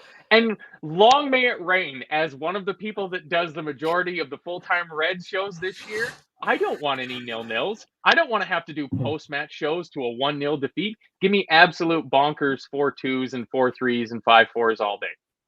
Fair enough. Dom, what score are you going? And be honest. When he scored his second goal and he gave the wink and the kiss to the crowd, did you just fall in love with Darwin even more? Because that was the best bit of shithousery I've seen. He was up. Have you seen the picture of who he's doing it to as well? The girl in the Newcastle home end. Yeah, she's sitting next to a fella and she's smiling like a Cheshire cat. He's not. No, I'm going with 3-1 or 3-2. I feel like there's goals in it for both sides, but I just feel like the class will come through with us. I just think, whilst they have a good attacking side, I feel like our attacking side's better. So I think we'll outshine them in the end. Okay. And Kev, what you go for score prediction? Yeah, I go for 3-1. I think Moore's due. Moore's definitely due a goal. If he's still there. He'll be there. I think everyone is going to be watching that team lineup, and every micro movement of body language is going to be analysed to within an inch of its life until Mo comes out himself and says, "Yeah, look, I am not going anywhere." Mo comes out and says, "I am not going anywhere. I'm committed to Liverpool for the rest of this season," and that's the end of it. His agent has been too quiet for me. His agent said that a few weeks ago, and he said nothing since. Yeah, but 1.5 million a week came in. I know. And what's the percentage agent fee on that one? Yeah. Look, but also, let's just what's going to happen? What's going to happen, Kev? Because we've seen this before. Mo, when he misses a chance, he throws his arms up. Like the world's ended. First time he does that, which is like standard Mo Salah, because that's how he acts. It'll be that's the sign he wants to go. Look at that, he's pissed off. I guarantee it. I'm going to go for a squeaky 2-1 because it just feels like it's going to be like that. And because I also think Ollie Watkins will score against us because that's just what he does. Yeah, he hasn't. Has he scored this season yet? He hasn't, has he? No, so you just know because Ollie Watkins always scores against Liverpool. Yeah. It's like Jamie Vardy. It's just one of those players, isn't it? So, But listen, I'll be more happy with a 4-2 or a 3-1 win. But as long as we win, that's the main thing. I was surprised he wasn't in the England squad. Genuinely, Ollie Watkins. I was genuinely surprised he wasn't picked. When you've got a manager that continues to put Harry Maguire in and Calvin Phillips, never be surprised. Yeah, who don't play. I mean, to be fair, he hasn't picked Raheem Sterling, who actually has been on form for Chelsea. Yeah. To be fair to him. Again, somebody else you're thinking like, probably should be in the squad. I think Eze got the nod ahead of him, to be honest. Yeah, so. But listen, thanks everyone for watching. So, Matt, is it you and me on Sunday? It's definitely me. I'm not entirely sure who's joining me. If it's you, I think you. I think you got me again. Sweet. All right. Well, before it goes, Thor the Dyslexic Polyglot, like about an hour ago, asked me if any of us knew a proper pronunciation of our new player's name, and I would like to give it a shot. It is Gravenberch. I've got one on the podcast I've done with Babel before, so if you have a listen. Gravenberch. Well, you may as well plug that now, Dom, to be honest, because I only seen a little snippet of it. Where can everyone find you? Yes, I mean, I think you have seen me on here before. So the Road End podcast on all streaming platforms. I've done a podcast with Ryan Babel live at about 8 p.m. this evening. That's out on everywhere. So he pretty much talked about Ryan signing for us, about texting him last night, how excited he was to join the club. Gave us a proper pronunciation, which I still never try because it's harder than that, Matt. I was shocked. There's loads of... It's all here. I'm a Scouser, and Yeah, like the CK sound from fuck or back. You got to put that as the GR. Everyone have a listen, and it's on YouTube as well. But I'd love to hear some feedback on it as well. I'm all for that because I feel like the only way I can improve, and you guys have done this for a long time than I have. The only way I can improve is by getting feedback. So give us a listen and let us know what you think.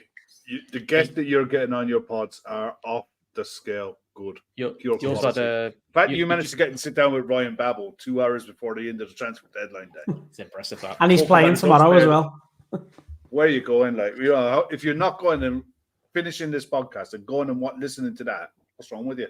Yeah. Thanks, Kev. Yeah, I've just listened to one. You've just done one with Gemma Bonner as well, haven't you? Yeah, Gemma Bonner. That was yesterday's release, or today's release. I keep forgetting what day it is because I was off.